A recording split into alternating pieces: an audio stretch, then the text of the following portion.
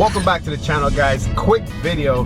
I'm gonna try and make this under 8 minutes. We're gonna be talking watches, and you guys are gonna love it. So I want you guys to give this video a thumbs up, hit that subscribe button, and let's get into it.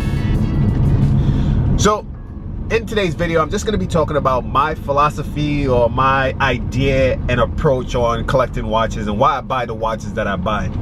Now, I made a list of some of the reasons why I prefer vintage watches over modern watches.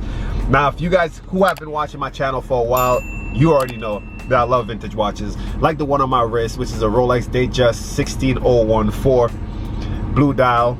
And I believe this is a discussion that we all need to have. So on my channel, I like to be a little bit entertaining, but for the most part, I want to be educational and inspiring to some of you guys out there who may not be into vintage and are just missing out.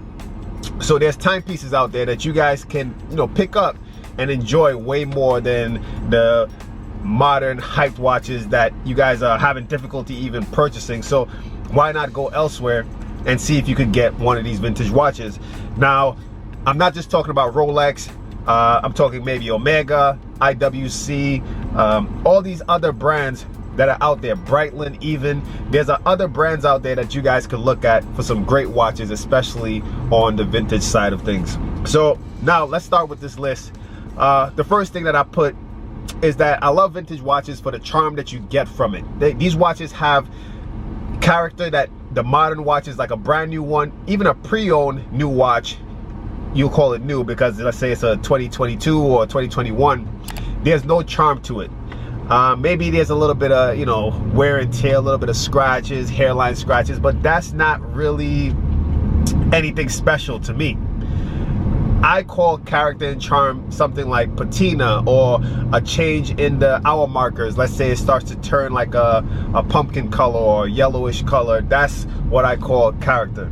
Sure, a little bit of scratches here and there is cool. That could be easily polished out sometimes, but to me, I love it. I don't mind a little bit of scratches on the case. The crystal, sometimes I don't like scratches, so I would have that polished out, but in the case of the watch, scratches can stay. The phone doesn't recognize me with these sunglasses on. So of the people that I met, those that aren't really into vintage watches or don't know of any models or references, they're the ones that aren't really big watch nerds or watch enthusiasts. And typically they're the ones that have all the hyped modern pieces that I don't really consider a person that just has all these brand new modern pieces. I don't look up to you. I don't really admire you for being able to just afford it. That's not a big part of my collecting ideology. I just believe that you need to have some type of story behind what you buy, why you buy it. Sure, you could have that type of approach to a modern brand new watch, but at the same time, having something that's vintage and having a story of why you wanted to go after this, the search and the hunt to actually get this watch, who you purchased the watch from, what's their story. Like if you pick up a military sub from like army, someone that was in the army that actually wore the watch, that's a cool story to have when purchasing a vintage watch. Third, you could have it as a birthday watch. Now, of course, if you're like, let's say in your 20s or 30s or 40s, the only way to get a birthday watch is gonna be vintage. So that's the only way to look at it. Next, vintage watches really hold their value, in my opinion. For the ones that I looked at, they hold their value. They didn't get much of a hit, especially with the last correction that the market took.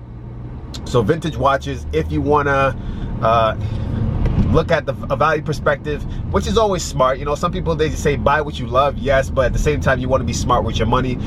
You might not be going into it as like an investment, but at the same time you want your money to be safe, not completely tanking. So vintage watches definitely hold their value. Another thing is that vintage watches aren't heavily faked out there in the market.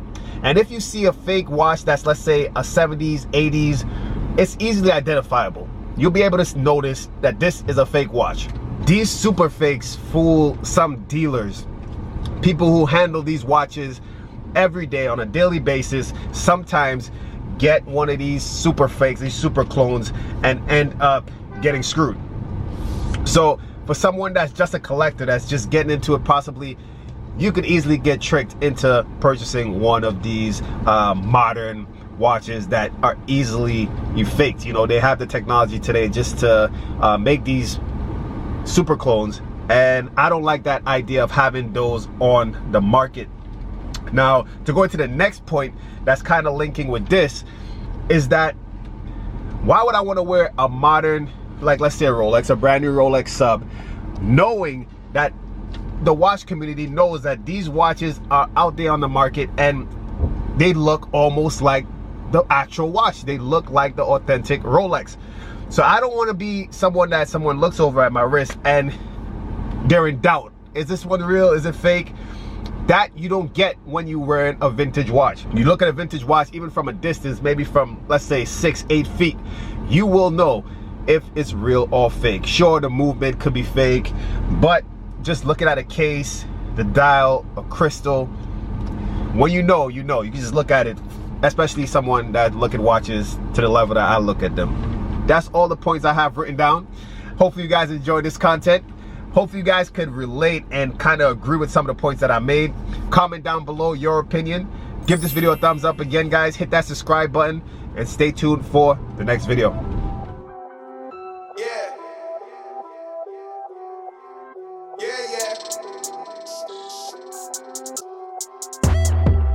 Look, tell a man no trouble, I don't want beef, man, I just want vibes. Big man like me, no need for the telephone hype. I got too much getting online. One rule, then dead I'm on site.